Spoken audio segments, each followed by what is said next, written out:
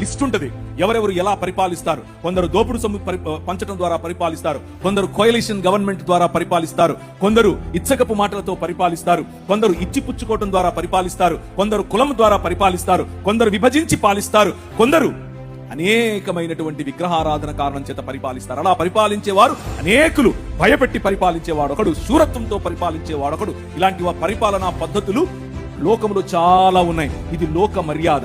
కానీ ఈ రాజ్యం, నీ రాజు స్థాపిస్తున్నటువంటి రాజ్యం ఈ అన్ని పద్ధతులకు అతీతమైనటువంటి ఆలోచన. ఆ ఆలోచన ఒక్క మానవ సమాజం అనే ఆలోచన, ఆ ఆలోచన ఒక్క క్రీస్తు శరీరం అనే ఆలోచన. ఆ ఆలోచన తిరిగి వాదులాడేది కాదు, తిరిగి దెబ్బలాడేది కాదు, క్షమించేది. తండ్రి, వీరేం చేస్తున్నారో వీరికి తెలియదు, వీరిని క్షమించు అని తన గడ్డము పీకిన వాడిని, పిడిగుద్దులు గుద్దిన వాడికి, తర్వాత ఆయనను చాల్కొడితో కొట్టిన వాడిని, ఆయన మోసుకొని పోతున్నటువంటి సిలువ భారం ఇంకా